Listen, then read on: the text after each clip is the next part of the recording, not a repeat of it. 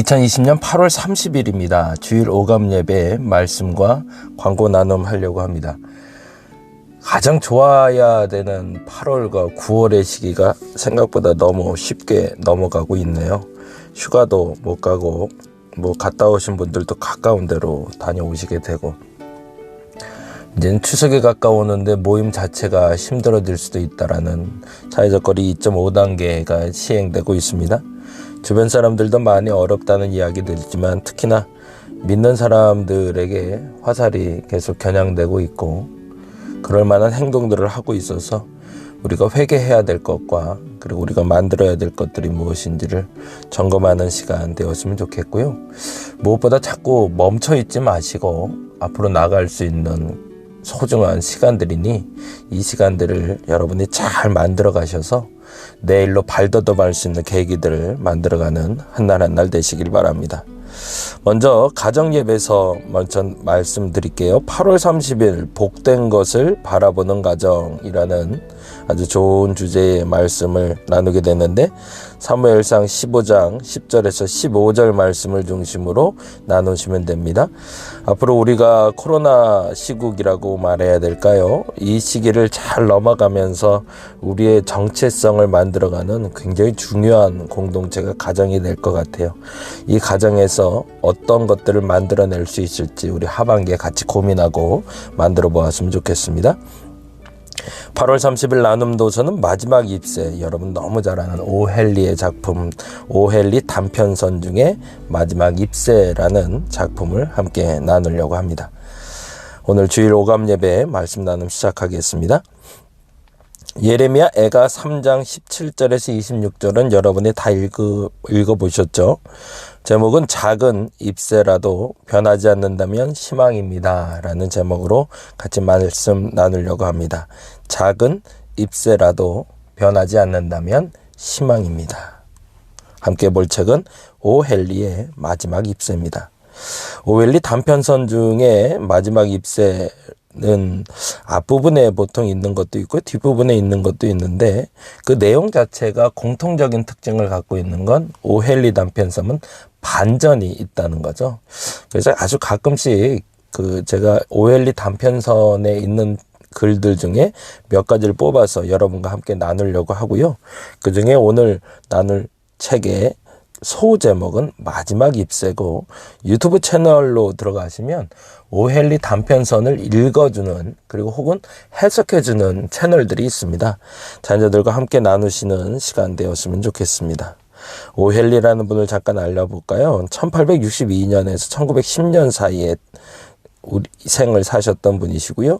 19세기에서 20세기의 미국 단편소설 작가입니다. 대표적인 작품으로 마지막 잎새, 크리스마스의 선물 등이 있죠. 크리스마스 선물은 나중에 크리스마스 전후로 해서 한번 나눠봤으면 좋겠고요. 10년 남짓한 작가 생활 동안 300여 편의 단편소설을 썼다고 알려져 있네요. 미국 작가죠.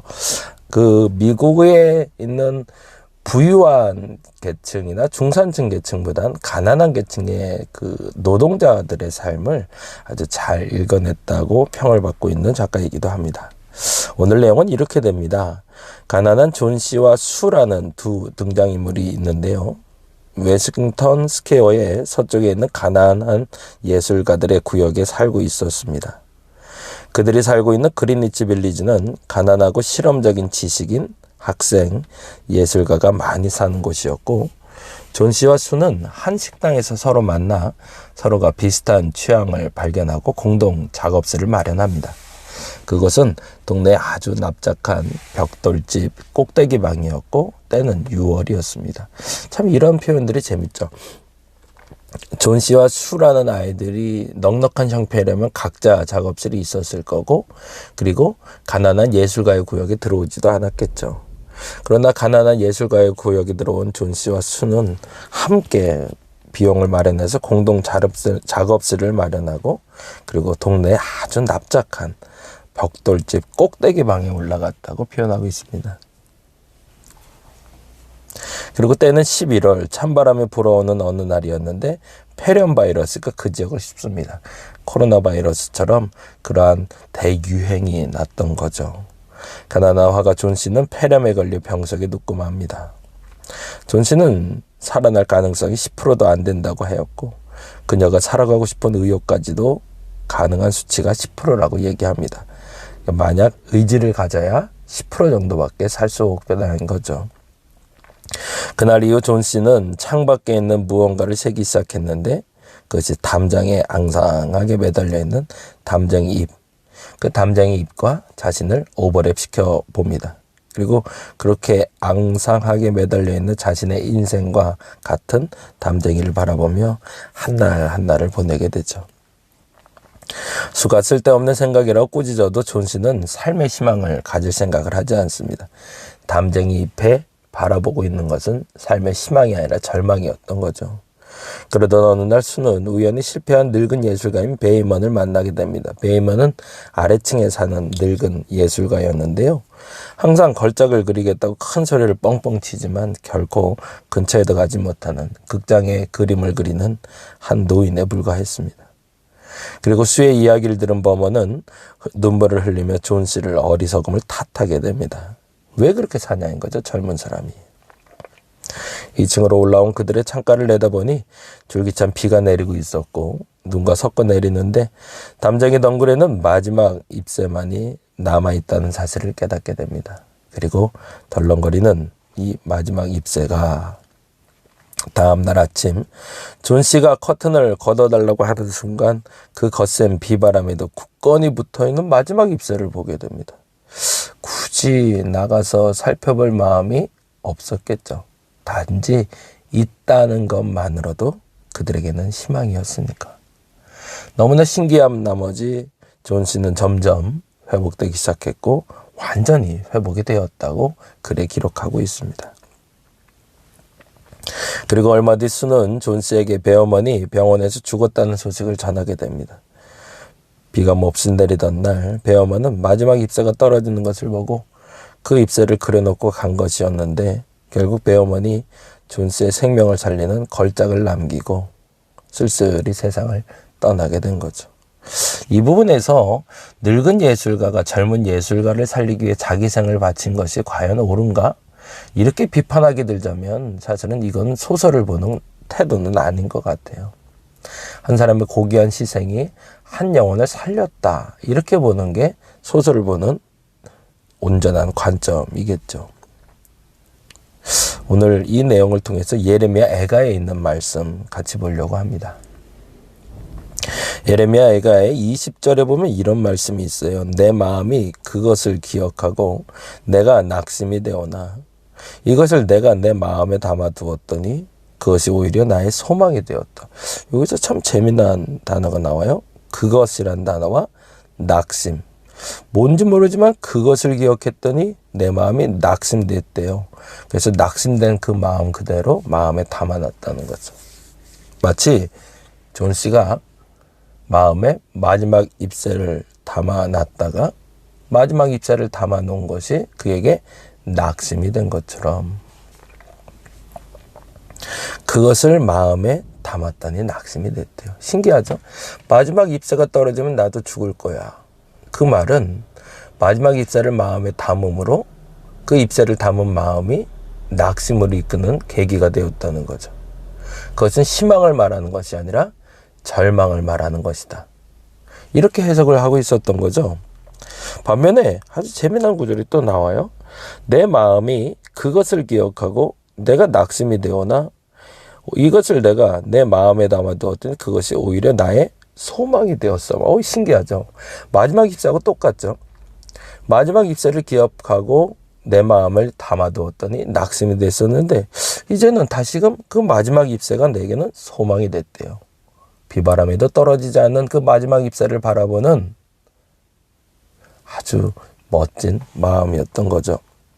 그런데 그것을 담았더니 소망이 되었다. 똑같네요. 똑같은 것을 바라보는 관점이 어떨 때는 낙심이 되기도 하고 똑같은 것을 바라보는 마음이 어떨 때는 소망이 되기도 한대요. 그렇다면 예레미야 애가에서 말하는 이 그것은 뭘까요?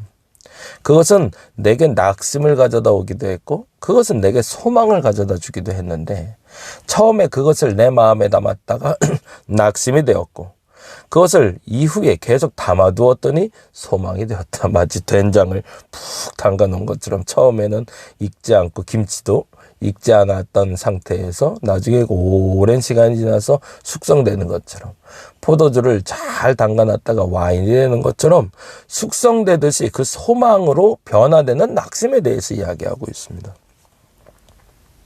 여기서 중요한 단어가 내 마음에 담아라는 단어입니다. 저는 이 말에 주목하고 싶어요. 그것이 낙심을 가져왔던, 그것이 소망을 가져왔던 그것을 끝까지 마음에 담아두었더니 그것이 낙심에서 소망으로 이끄는 계기가 되었다는 거죠.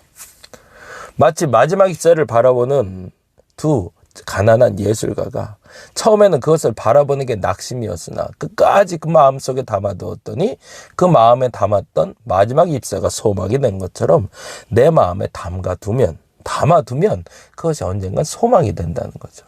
그러면 이제 우리는 그것이 뭔지만 알면 되겠네요.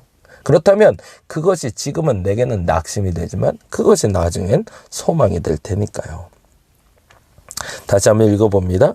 내 마음이 그것을 생각하고 내가 낙심이 되오나 이것을 내가 내 마음에 담아두었더니 그것이 오히려 나의 소망이 되었사오면 그것에 대해 내가 내 마음을 다시 돌이켜 생각해 봤다는 거죠. 곱씹었다는 거죠. 이게 뭘까? 이렇게 표현하고 있습니다. 여호와의 인자와 긍휼이 무궁하심으로 우리가 진멸되지 아니함이니이다. 여호와의 인자와 긍휼이 나를 다시 살리실 것을 예레미야는 알았기 때문입니다. 그동안은 여호와께서 인자와 긍휼이 있다라는 그것을 알고 있었어요. 그런데 여호와 인자와 여호와의 긍휼이 도저히 지금의 상황에는 납득이 되질 않는 거죠. 그런데 하나님을 믿고 있는 하나님에 대한 인자하심과 긍휼하심은 도대체 어디 있는가? 그것을 내 마음에 담아놨더니 그것 때문에 낙심이 되었다는 겁니다. 하나님의 인자는 없네. 하나님의 긍휼은 없네. 그런데 그것이 변치 않게 마지막 잎새처럼 내 마음에 담겨서 여호와의 인자가, 여호와의 긍휼이 내 마음에 담겨 계속 반복돼서 되새김을 해봤는데 아주 흥미로운 일을 경험했다는 겁니다. 그 여호와의 인자와 긍휼이 나를 다시 살리실 것을 알아냈다는 겁니다. 깨달아졌다는 거죠. 그러니 똑같은 여호와의 인자와 긍휼이 없음에 대해서 낙심됐다가 이후에 그 마음에 담긴 여호와의 인자와 긍휼에 대한 믿음이 나에게 소망으로 바뀌었다는 거죠. 그런데 그것이 한번 깨닫고 나니 이렇다는 거예요. 23절 읽어봅니다. 이걸 한번 깨닫고 나니 이 부분은 같이 한번 읽으면 너무 좋겠는데 온라인이니까 여러분이 한번 성경을 큰 소리로 같이 한번 읽어주시면 좋겠습니다. 23절 같이 읽겠습니다. 이것들은 뭘까요? 아까 말했던 여호와의 인자와 긍휼이겠죠. 자, 23절 같이 읽어봅니다. 이것들이 아침마다 새로우니 주의 성실하심이 크시도소이다. 아멘. 한 번 더 읽습니다. 이것들이 아침마다 새로우니 주의 성실하심이 크시도소이다. 아멘. 정말로 멋진 일이죠. 깨닫기 전에는 그것을 바라볼 때마다 절망이 되었는데, 알기 전에는 마지막 잎새를 바라볼 때마다 절망이었는데, 이것이 무엇인지 알고 나니 절대 떨어지지 않는 마지막 잎새인 것을, 절대 변하지 않는 마지막 잎새인 것을, 여호와의 인자와 긍휼은 절대 변하지 않는다는 것을 깨닫고 나니 아침마다 이 깨달음이 새로워져서 주의 성실하심이 얼마나 큰지 예레미야는 깨달았다는 겁니다. 생각하면 생각할수록 더욱 분명해지는 소망을 알았다는 겁니다. 이게 신앙인 거죠.